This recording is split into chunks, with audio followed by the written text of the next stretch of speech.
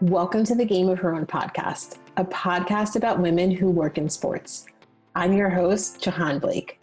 After 15 years of working for 3 major league teams, including the Boston Red Sox, Los Angeles Dodgers, and the Chicago Cubs, I discovered the one thing I loved the most was helping women in sports shatter glass ceilings and take their seat at the table. I loved it so much that I made a business out of it. I have the honor of coaching high-performing women in the sports and entertainment industry and supporting them as they go after exactly what they want in their career. So if you are feeling tired of waiting on the sidelines, done being overlooked for promotions, and you're ready to pull ahead of the pack and take your career to the next level, girl, I'm here for it. I also created the Game of Her Own podcast to support you as well. We are here to share the stories of incredible women who work in sports and entertainment. These leaders and trailblazers will inspire you with their success and the lessons they've learned along the way to the top. Ladies, there is nothing like women empowering women. I am so honored you're here.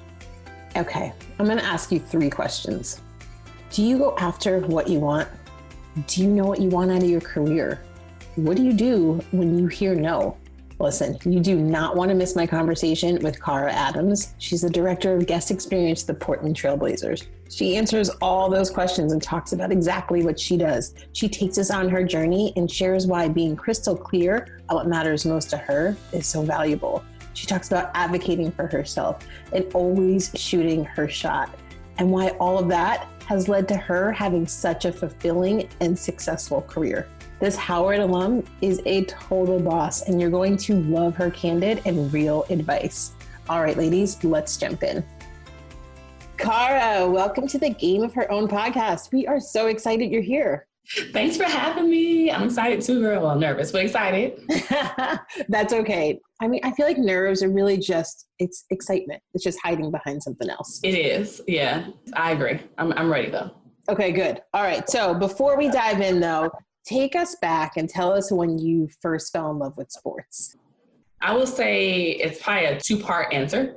So growing up, I grew up in the Bay Area in California. So I grew up in San Leandro, and my parents relocated to California from the South. And upon moving there, they became Lakers fans. They moved to LA, they were Lakers fans, then moved to the Bay Area and became kind of like home team fans, right? So rooted for the Oakland A's, rooted for the Oakland Raiders.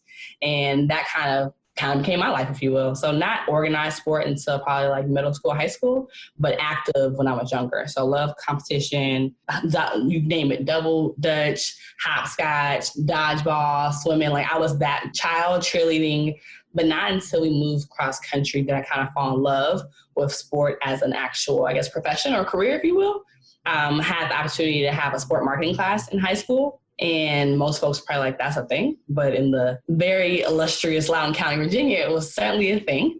I had a sport marketing class, and our teacher just kind of taught it, and I loved it. And from that moment on, I knew that's something I wanted to consider. So that was the beginning of it. Wow. Okay, wait, let's go back to what I find. I'm not sure how everyone else is thinking about it, but one thing that sticks out to me is that you love competition. Okay, check. I understand that. But you were really good at double dutch.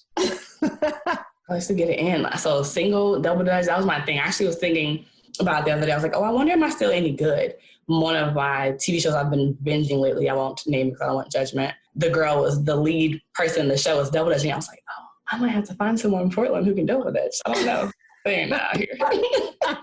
It was one thing. I would spend a lot of my summers at my grandmother's in Jersey City, New Jersey, and everybody would be outside, jump roping and double dutching. I was like, I can play soccer. Is that a thing? Do you guys want to go play soccer? I could not double dutch. And to this day, it is something I wish that I could do. It's never too late. I don't think it's too late. I feel like it's very possible for you to go ahead and start that. Yeah. I think so too, because I feel it. Like I was walking down the street and this little girl was trying to learn, and somebody had tied 2 ropes to like a pole or something. And then she was just doing it, and she was trying to get the little girl to learn. I was like, I wish I could like practice with her too, but COVID, and it's kind of weird that I just approach a strange little girl and ask her, or I'm the stranger. I guess I'm the stranger. You're and the stranger. Ask her if I could play. Yeah, I need to do it in the comfort of my own backyard so no one can see me. Yes, but you need to find someone who knows how to so they can actually turn the ropes the proper way for you. Yes, I really wish that we were not so far apart. I wish we were in the same city because I feel like this could be a good thing. This could be a thing. Like, yeah. Who have coffee days, who have like a double dutch. I love it. All right. So sports marketing class in high school, that's what turned you on to wanting to work in sports. Yeah. So that was high school. I did DECA. So I was a part of that club in high school. And that, of course, introduced you to business on a different level. And played sport, ran track, played basketball. And then fast forward, it was time to go to college. I was like, well, I don't think I'm good enough to play basketball in college, which is a decision I certainly regret, or which I would have rethought that one before I said it, but ended up going to college at the illustrious Howard University and did not have a sport program. So I was undeclared my freshman year. And then after my freshman year, one of our advisors was like, so what do you want to do? And I was like, I don't know. So, well, you're on track to graduate. Like, you've done really well. Your first semester being like in second semester without a major, but you can declare sometime soon. I'm like, what about sports? So we don't have a sports major here. I'm like, okay, so like, can we have a sports major here? Like, is that a thing? She's like, I mean, let's try. So put me in contact with the people who would kind of advise or that program would fall under. And little did I know, that was like the start of me becoming, I guess, a bona fide leader. So got, I guess, petition, if you will, signed by students who wanted to participate in the sport management program, found an advisor. So shout out to my mentor, Deborah Johnson. And the next thing I knew, that following spring, going into my sophomore year, we had a declared sport management major that I had a hand in kind of putting together. Wow. And yeah, so things just kind of started to happen. One of the upperclassmen at the time knew I wanted to do sports, introduced me to my mentor now, Ed Hill, who was a former sports information director at Howard University. And he was like, okay, if you want to do this, like, kind of prove yourself. Like, all right, cool. Whatever that means, I'll do it. So how can I help? What do you want me to do? How can I be of assistance? So I was one of his first like student workers. Like, I guess if you put it into terms of what it would actually be called. But I started to travel with him to different games. I started to help him with stats.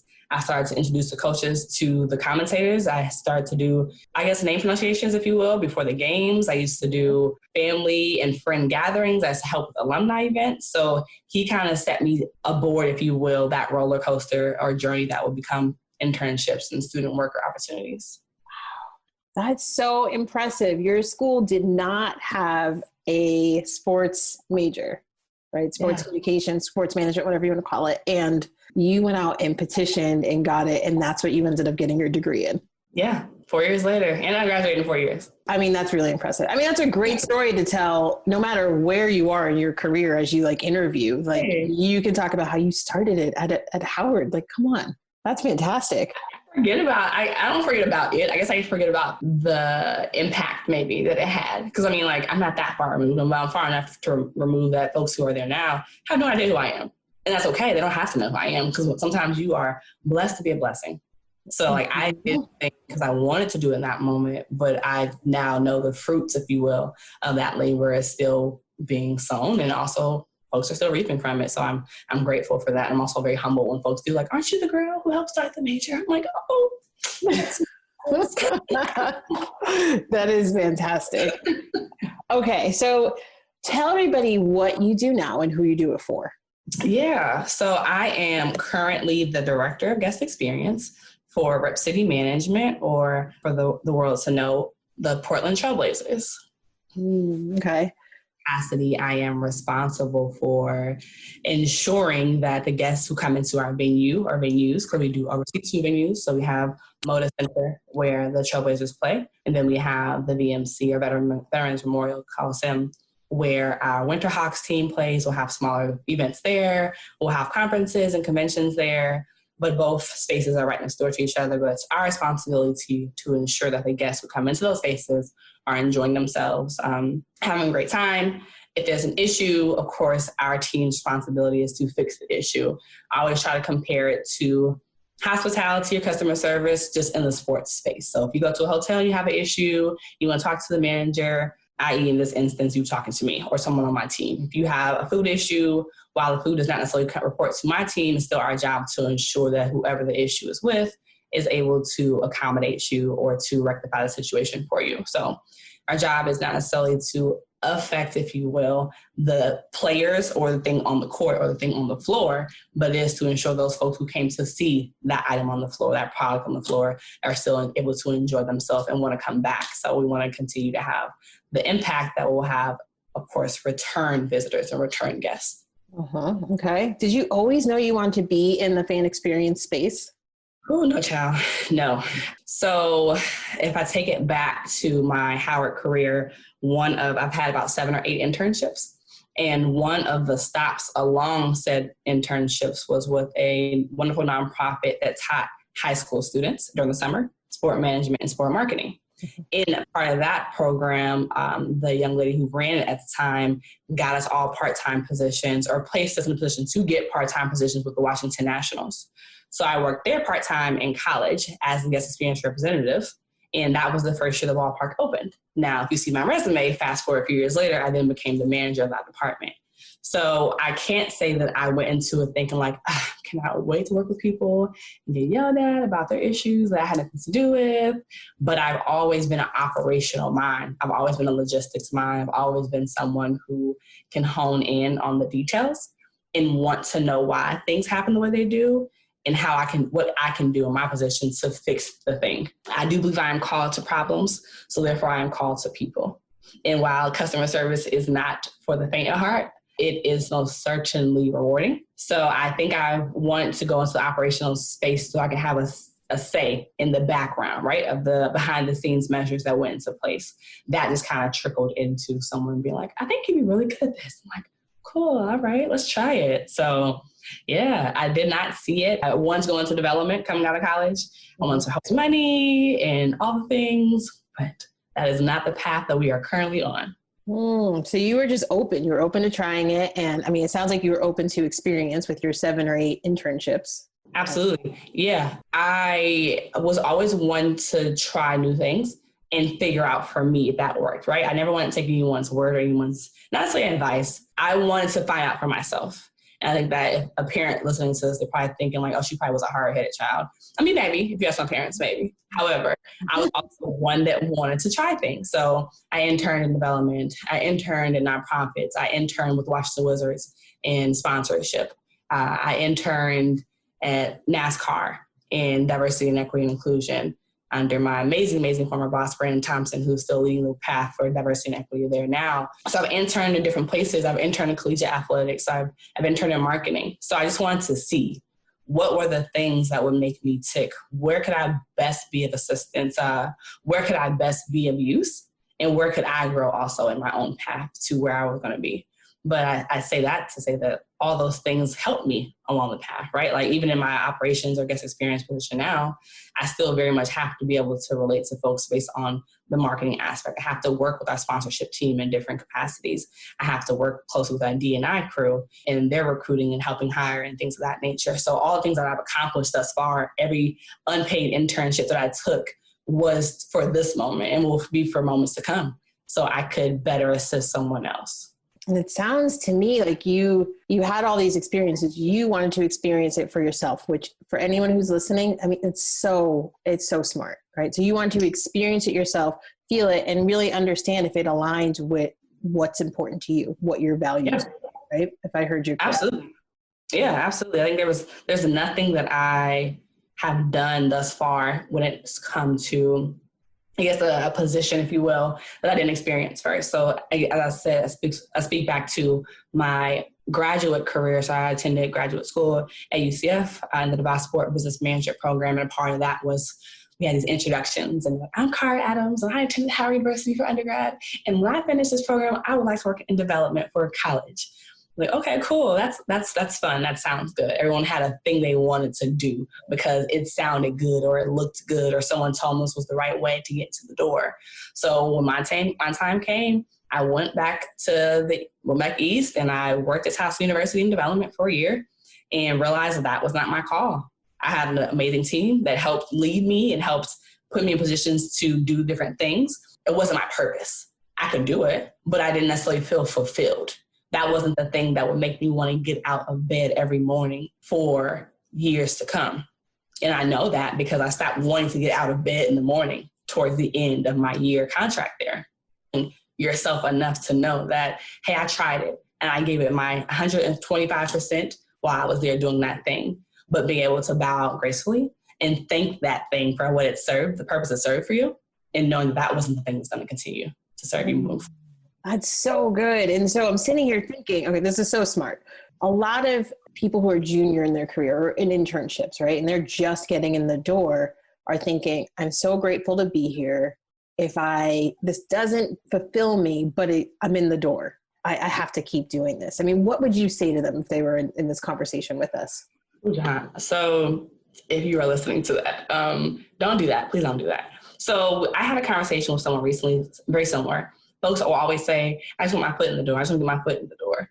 By you saying that, while I understand where that comes from, there's a hunger lying inside of you. There's this burning and this yearning and all the things that you want to be great in sport. And we understand that. Someone who has a hiring position, I understand that for folks who see resumes every day. However, in doing that, if you're not going to follow the thing that makes you tick, if you're not going to follow your passion, you're then taking away opportunity for someone else who does have a passion for that thing.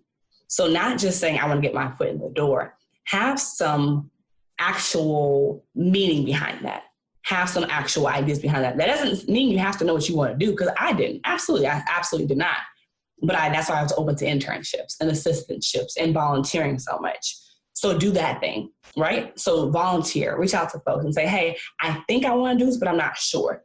Is there an opportunity for me to volunteer with you? Or is there an assistantship available? Is there an internship available? Don't just do it because you want to get your foot in the door. I've seen opportunities where I've interviewed someone for an internship position, and that person has interviewed with 7 other departments in my organization. Well, what do you really want to do? Like, we're all happy to help you, but we also all communicate. So we also know that you just interviewed for 7 other positions. So how can we best assist you?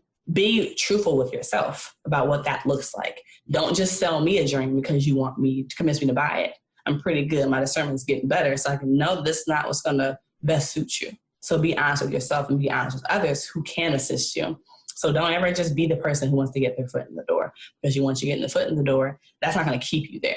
The work ethic that you put into is going to keep you there. And if you don't enjoy what you're doing, how do you truly stay there? How do you truly make a good name for yourself when someone's maybe felt like you wasted their time, or you burnt a bridge, or you kind of slacked off on your work because you weren't genuinely happy doing that thing that got you into the door? Mm-hmm. Yes, when you don't enjoy what you do, it shows to everyone else. So yes, you can, some people interview very well, and they can get in and sell you on that this is where they want to be. And maybe they think it themselves too, right? And then down the line, it starts to show, right? When it starts to get, you have a grueling season, when you haven't had a day off in a couple of weeks, right? Your boss is pushing you because everyone's getting pushed because you guys are under pressure for whatever reason.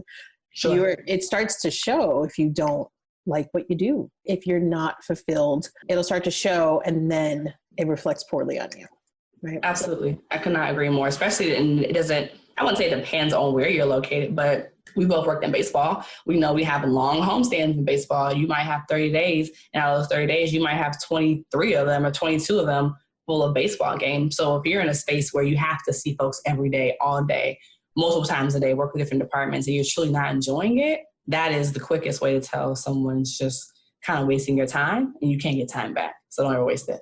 Mm-hmm. And sports is a small world, and we all talk, and we all know the same people, and you just don't want that. You don't want your reputation to be about, being the person who just doesn't like their job and is miserable. And you know what I mean? And took a role that doesn't suit them. That's not what you want, because the more people I talk to, right? And I've been doing this for a long time, just working in sports. And then the more people I talk to, the more people who say, oh, I got my job because so-and-so mentioned, how, great I was in that role. And, like, they weren't even asking for a reference. It's just that people were talking, and then they remember the people who were doing things well. And that's how you continue to advance your career, right? Yeah. Networking. And people are forgetting that your name is often going to be mentioned in rooms you've never stepped foot in. Yes. So mindful of what happens when your name is mentioned. How is your name mentioned? And what context is your name mentioned? And then you kind of go from there. But again, that's just kind of how it is. That's just how it works. I have some free stuff for you. Yes, you, Ladies, I know how difficult it is to take the steps to level up your career. I have been in your shoes. It's why I started coaching women in the sports and entertainment industry. If you feel stuck, frustrated, or defeated, I'm here to help you find your voice and tackle what is ever keeping you from getting exactly what you want out of your career. So the free stuff, I want you to head over to jahaanblake.com/free. That's jahaanblake.com/free and check out the 3 worksheets I have for you. You are welcome to download 1, 2, or all 3 of them. These free worksheets will help you stop self-doubt from preventing you to taking your career to the next level. Prepare you to pitch your boss for the promotion or raise you know you deserve. Identify exactly what you want out of your career and what matters most to you. So if you are ready to get started, head over to jahaanblake.com/free and girl, download those worksheets. I am so excited for you to take this step. Okay, back to the interview. All right, so how long have you been with the Portland Trailblazers? So this month makes a whopping 6 months. Woo! 6 months in the middle of COVID and everything else that 2020 has thrown our way. My. Yes, 2020 has been a doozy, but I think that if anyone out there listening has questions about how to onboard an employee, hire an employee during COVID-19, during this pandemic, by all means, I'm your girl. Call me, email me, let's talk about it. So yeah, I accepted the position in February. I moved here in March, and my onboarding and my moving was so non-traditional. I was still helping out with my, then current employer for an additional month or so. My hope was to be able to onboard our new manager, senior manager of the Nationals, while I started here. And that just did not work just because, again, pandemic. So I started here in March, a week after the NBA suspended. And I needed to call and just make sure I had a job still. And amen, I did. So I am here. It has been quite interesting. I have not stepped foot into my office. I have not stepped foot into the arena. I have watched every game on TV like the rest of the world has, and have been creatively and uniquely getting my team involved as well as engaging with them just so they know that I am here. I definitely can't say that I am used to this onboarding, but they have been amazing. They have been truly amazing on helping me get acclimated to the guest experience here. Okay, so you were with the Washington Nationals before this job. Right.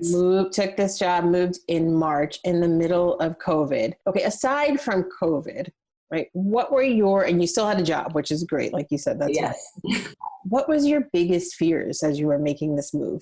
I think there were probably like small things, right? Like not small, but for instance, because of the virus, because of COVID-19, you couldn't really see a lot of things physically. So like me trying to find an apartment was trusting that the video tour the leasing department sent me was like the truest form of what was actually happening. And they weren't like sitting at an angle that kind of left out something. So I couldn't actually see my apartment before moving. So the apartment that I looked at, I couldn't physically see. I couldn't be in a physical space of it. So like that for me was like the biggest thing. Like my friends always remind me, like, you do know you moved across the country in the middle of a global pandemic with no friends and not knowing a single soul out there. So like you, ma'am, are a different kind of courageous. I'm like, oh, okay. Well, I just knew there was gonna be good food here and water, and I was content with those things. So I guess my fears were not the traditional, like, oh, I won't have friends. Like those things didn't really kind of play a part in my mind. Quiet as kept, I had started a list a year prior in my next position, what I wanted it to consist of. So I felt like when this came about, like that was very much on par. Like when God said, like, move, I needed to make sure I heard him say move to Portland from DC. I wanted to make sure I heard him real clearly because that was not a normal destination.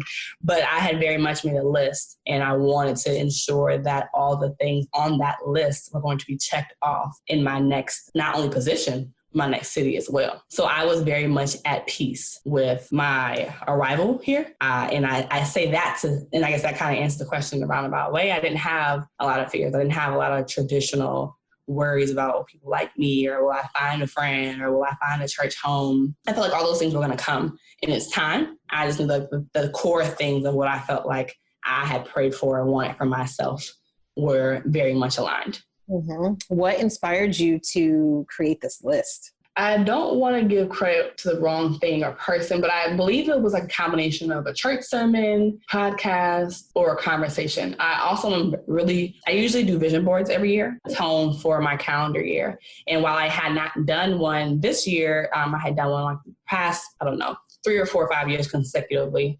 And I, again, write the vision, make it plain, and like know what you're actually aiming for. Know words have power. So know what you're trying to speak into existence and know what you're asking the world and the things and the energy of the world for. So made this list just because I wanted to make sure that I had something to focus on. A lot of people will just do things because they're supposed to, right? Like, oh, I've been here for so many years, time for me to go. Oh, okay, well, that's one way to look at it. Or you could say, this thing that I love has met the piece or the space or the level at which it will for me. That the thing that once served me no longer does. That I have maxed out energy-wise at this location or this house or this apartment or this job or this relationship. So for me, it was a combination of some of those things and just saying, okay, well, I can't be, or I won't be, I want to be more than a senior manager at this point. So I got promoted, was now senior manager with the Washington Nationals, and was like, okay, I want to at some point be a director. I had that conversation with my previous director and thankful for his amazingness and leadership had just kind of steered me and said, okay, what do you want to take ownership of now so you can learn, so you can be your own director? So I kind of make this list, right? My next position, I want to direct a team. I want to have good food options.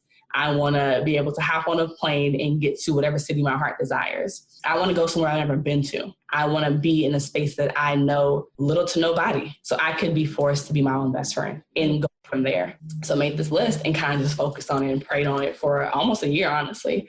And every position that came before this one, I was like, oh, this is a shoo-in. I got it. Like, I'm qualified. I'm going to kill it in the city. And I was like, ooh, nope, do that. And there were cities and areas that I had been to before. So when I look back on it, that's not what I asked for. I asked to be challenged in a way that I hadn't been challenged before. So that I would have gotten an offer in a city that I had been to before, that I had visited or I knew someone in.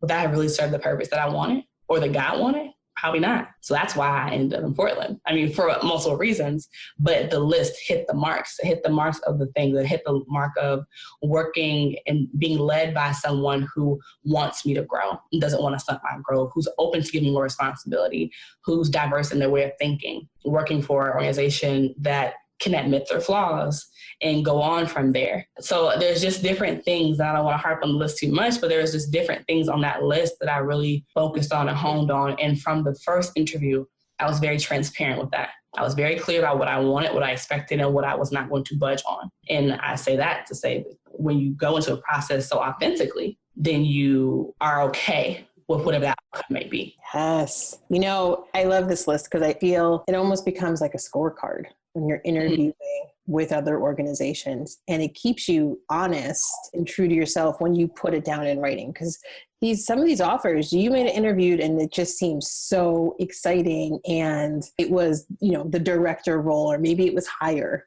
and it just, you were like, it's easy to lose sight of what's important to you when you don't put it on paper. And this, I love what you're saying, because you're validating. What I do with my clients is we sit down. The first thing we do is we get clear on what matters most, and we put it all in writing, and then we use it as a scorecard anytime an opportunity, whether internally or externally, comes their way. Thank you so much for sharing. I think that will give some clarity for people who I don't work with. Just, okay, I can write it down and just speak it into existence, as you said. Mm-hmm. Yeah. Write it down, but don't forget it, right? I think we often sometimes, even when you're a student, right, you take notes in the class and you forget you have a quiz coming up and you try to go back and find the notes. Or when you go to church, you listen to a sermon, you write the notes down, you forget you wrote the notes. Don't forget the notes. Because if you don't see it, if you don't speak it, if you don't put your eyes on it, if you don't claim it, then what happens? You forget you even did it to begin with. So then you, to your point, you do lose some clarity and you do lose some certainty about what you're trying to accomplish and what role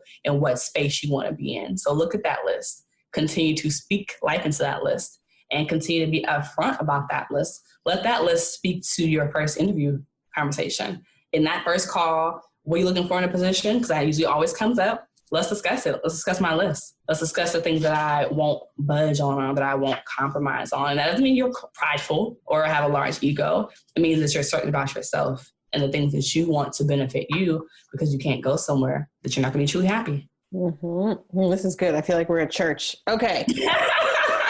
I love your career superpower. I think you have two, as I understand it, but turning nerves into confidence. Talk a little bit about what that means to you. Because I mean, we all, let's be honest, we all get nervous. Anyone who's listening right now has got a case of the nerves. They never come up at the right time, right?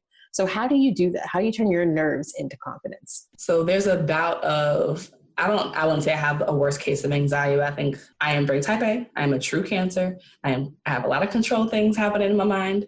And I think a lot of that turns into nerves because I want to be perfect, right? I want to, and that in itself is probably another sermon or another conversation, but there is no perfection, right? So we should be striving for progression. I think the nerves come from, to your point, having so much into it. Like I bought into the thing. I want to make sure that thing, that conversation, that interview, that podcast, that training goes well. And there's nerves there because I'm like, what happens if it doesn't? So being able to take a step back and again, remember that you are not striving to be perfect. You're just striving to be a work in progress. So for me, I've always been told like, oh my God, you're so confident. Like that training was so good. Like that call was so good. Like it was amazing. Like I was sweating the entire time, about to cry. So I don't know. Like I can't take, that is God. I cannot take full credit for that. Sarah Jakes Roberts, she's amazing. She's a great podcast, Woman Evolve, but she always prays before she speaks to her congregation and says like, Lord, like if you increase and I'll decrease, let them see you and not see me. Like those are the kind of words that kind of remind me to just take a step back. At the end of the day, if they only remember me, the thing I did, then I'm not really proven I'm not done what I've come to do. So let me speak based off of my own knowledge. Let me speak from the heart so it's genuine. Let me be authentic in my words and transparent in my thought.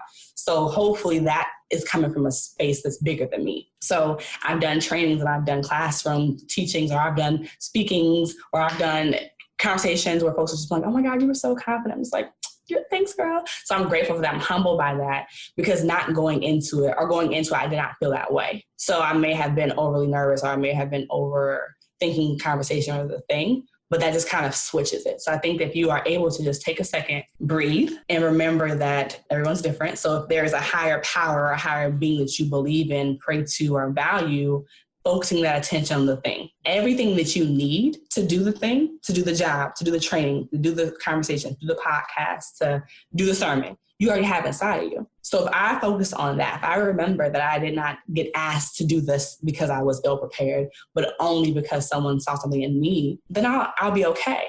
That person was confident in my competence. So therefore, let's remember that and let's not overthink it. And we'll be okay. We'll saw it out. Take a few minutes, sometimes 5-minute music roll call. Everyone's getting settled. Do a little dance, talk about a current event, and then we'll saw it out, and then we'll go from there. And then without knowing, 2 hours later, an hour later, I'm like, oh, we were fine. We were good. We did well today. Mm-hmm. Yes. Do people say to you, you were nervous? I had no idea. Absolutely. Yeah. Absolutely. Mm-hmm. Me telling you before we started, like, oh, I'm a little nervous. Like, I don't usually say it. But again, because words have power, like I spoke truth to the thing that was in the room. Now we'll move on from there. Yes, that's exactly what I do. People are shocked. I was like, oh, I still get nervous. Doesn't mean I'm going to perform poorly. Right? Like I love leading a training. I feel like you and I would have a lot of fun leading a training together, but it's so, yes, right? It's so fun.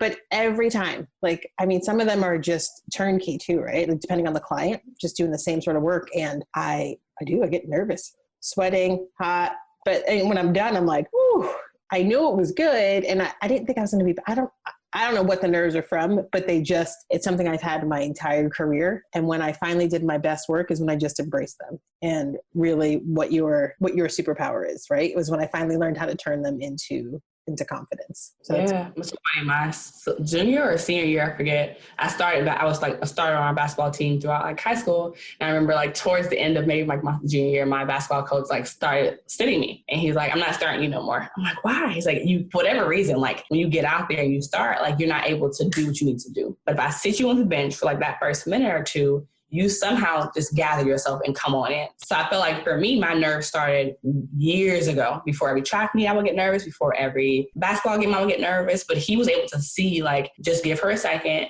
to read the room, to paint the picture, to focus on the thing that needs to be done, and then put her in. Now, you don't always get the opportunity to do that in training world, but sometimes the version of that for me in training is playing music for the first 5 minutes, letting folks get settled, walking around having casual conversation with my trainees, my client, whoever the person might be. And then, like, okay, we've settled it. We've read the room. We understand our space. We understand our purpose today.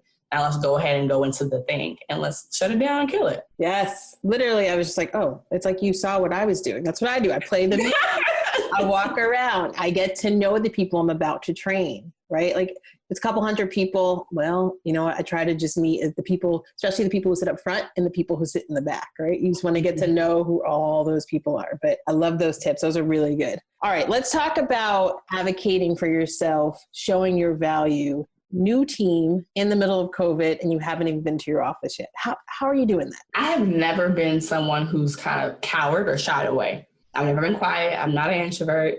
I'm going to speak up. If I have an opinion, you're going to know it. There's an issue, you're also going to know it. I'm going to deliver it with love and kindness, but you're going to know if there's a concern, if there's an issue. And I think that's kind of traveled with me all the years, and it's not left in this space either. I think humor and laughing is a common language across people. So coming in here, getting to know my new team, sharing laughs with them. I do a thing with astrology. So like every meeting we would do like our horoscopes, and like that would be our icebreaker.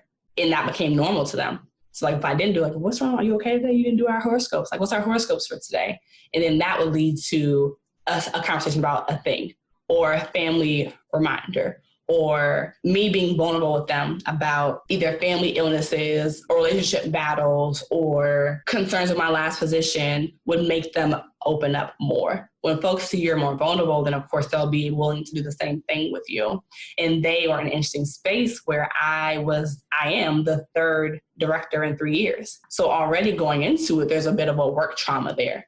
And I already knew that. So let me be upfront about everything, right? Let me try to remind them that like, I'm not going anywhere, but not say it like that. Like, oh yeah, I'm looking at real estate agents now. Oh, so in my mind, that translates to, oh, she's gonna be here for a second. And that's being truthful. Or, yeah, I need to go home and visit my parents because of X, Y, and Z. Oh, she's being vulnerable. She's being able to and being open about her life. She doesn't have to be, but she's trying her best to make sure that we understand that she's here to do more and just try to improve and increase the guest experience. But she wants to make sure that folks who are here in that space are enjoying themselves. So I always have called myself and strive to be a servant leader. And I have to first serve my internal guests, which are my staff members. So I have to be able to make sure that they are on board with the program and they are pushing it forward and they understand who they got in the leader. So I am very opposite of them. I am the extroverted, and I think it's for a good reason. Like I am the director that I've always needed. And I am the director that I have been lucky enough to be managed by. I've been able to work under folks who have led the way, who've advocated for me as a Black woman and as a woman in general. And I want to be that for my team. I want to be the one that addresses issues when they are wrong. I want to be the one who calls out microaggressions. I want to be the one that calls out concerns because our department is not revenue generating. So we always do kind of big brothered or big sistered or stepchild sometimes. So I want to be the one that calls out the differences when they are present. So being able to be that person, for me, I came here with all my cards being held. Like I am the girl that you hired. I am the transparent, advocating, authentic, sense of humor, direct person. And I'm going to be that in every facet. So let's just like get over that little hump. So now that we're here, we understand like my personality, let's move forward. So if there's an issue that my team has embraced or faced in the past year or two, and it's not worked for their benefit, okay, walk me through how we got here. Give me the background, give me the detail before I just go launching into something. I want to know what you know about it. So getting them to understand, I need the information so I can go advocate for us as a department. So I can go advocate for you in your raise. So I can go advocate for you and what you've accomplished. Okay, you may want this thing. You may want this raise, this title change. What have you done before I arrived that has gone to show that you're worthy of such? We don't know, and that's okay. So moving forward from this day on, we're going to have a list. We'll have a running list. We'll update this list for the next 5 to 9 months. And when it's time for us to go ahead and do this conversation again, advocate, review, etc., then let's revisit this thing. So very similar to what I've had to do for myself, advocating for myself to get a raise and promotion with the Nationals. No one offered me that. I had to literally write a memo as to why I deserved it. And I didn't get it approved the first time, so I did it a second time. Because you can tell me no, that's okay. I can say no, but I'm going to come back again until I can figure out why I didn't get the thing, why I didn't get the position or the raise or the compensation. Even for this position, out the gate, what's your salary requirements? I told you. Oh, okay. All right. We can talk about that when we get close to that day. All right, cool. But I wasn't going to shy away because the response wasn't what you expected. Relocation, well, done my research. Do your research. Always do your research. If you're going to advocate for yourself in any capacity, do your research. So relocation is going to cost this much. What you've offered may not cover what I need. Let's have a conversation about that. Okay, cool. Black women, let alone women in general, don't advocate for themselves enough. So I have done nothing else. I have made sure the folks who have come behind me, who I've mentored or have advocated for, who have advised or even having a conversation with, I always try to make sure I speak to that part. Because I want them to know that from the outside looking in, you may think like, oh, she was a project manager. Oh, she was a manager, then a senior manager, the director. But no one offered me those positions. I had to work for them. I had to advocate for them. I had to ask for them. I had to interview for them. So if I can do it, then I feel like anyone else can. If you need a dose of motivation, I will happily be anybody's hype woman to get them hype enough to do the thing and ask the question. But if you don't ask, you don't know. And sometimes it is hard, but at the end of the day, what are they going to tell you? No? Okay, I appreciate that. Now, for my own personal growth, can you explain to me like why no is what it was? So you can also take that away. So a good leader isn't just going to shoo you away to get you out of their face, but they should just give you some insight as to how you can be better or do differently or grow for next time. And maybe it's not you. Maybe it's just that it's COVID-19 and the budget is pretty much depleted and this is not a good time. But in another lifetime, next year maybe, this could be a conversation we could have. So definitely advocate. And I give credit to my former coworkers at a nonprofit I worked at. They were all older than me, predominantly a Black organization, and always fed and loved and made sure to give me what I needed. And one of the older gentlemen there, probably my dad's age, in his 60s at the time, was always like, Black women don't advocate enough for themselves. Like, let me see your offer. Let's go to the offer. Now, when you respond back, we're going to say these things is what you need to take this position. And the first time I did a salary negotiation, I didn't get it, but it gave me the practice to know that I can do it. Now that I'm confident enough to do it. And if I want to do the research, this is how I have to go about doing so. And this is the conversation I want to have. This language I'm going to have in my toolkit, if you will, for a later date. Mm-hmm. I did it. I got it that time. Yes. So you did it once, maybe you heard no, but there was no regret there, right? You did the thing, you asked the question, and you got good practice. Yeah. And then when it came time, you did it again and you got it. Yeah. And nothing bad happened to you when you got the no the first time. Nope, nothing. Just my little feelings was hurt for a day, but that's okay. Listen, for all those sports fans, shoot your shot and keep shooting. If you're shooting, it'll drop. It'll drop at some point. You just gotta keep shooting. All right, you shared some great stuff with us. I'm thinking, if you're thinking back on your career, if you just exude confidence, you are out there doing the thing, asking the question and being your extroverted self and authentic self, which I love that. And I hope everybody who's listening heard those keywords, authentic self. You still got the job, but you were your authentic self. Mm-hmm. What's one thing you would do differently? If you had to go back, you wish you could do differently in your career? I struggle with that question because if I take anything away, I feel like I lose the rest of it. I don't take the NASCAR internship the first time. I don't take it the second time. I don't find myself in Daytona Beach for a summer interviewing drivers and living my best life and realizing that NASCAR may not be a whole bunch of folks who are racist. Then I have a bias that continues throughout my adulthood. If I say no to the Wizards internship, then I don't meet my mentor, who's a Howard Bison.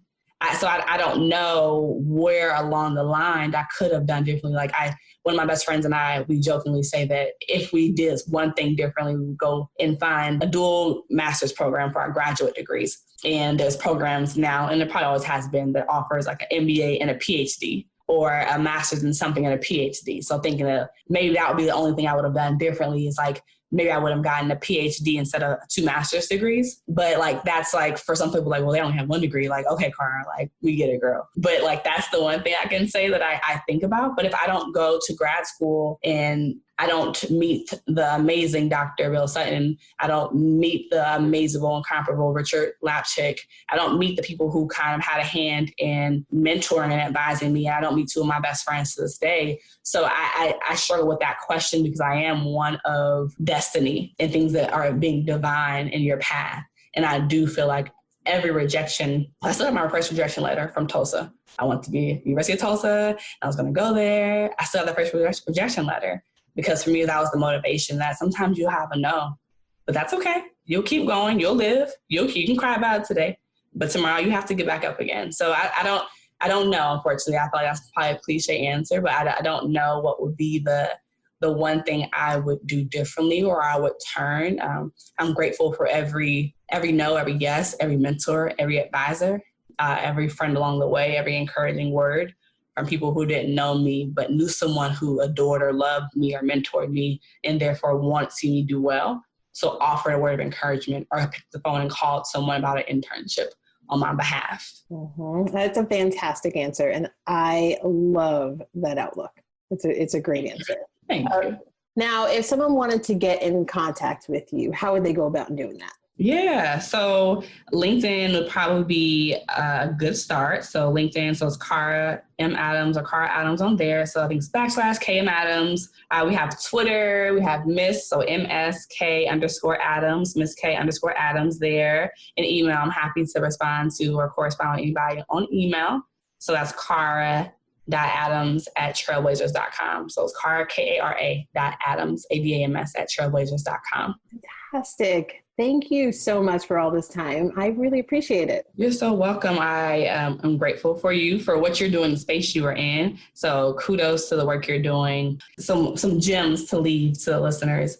Firstly would be to do all things, do it all. Boxes are made for things, not people. So don't let someone convince you that because you are doing marketing that you can't do guest experience. So do all things, learn all the things. And secondly to that, I would say, if serving is beneath you, leading is above you. Never get too high, never get too big for the role that you forget that at some point you may have been the janitor or you may have been the coordinator.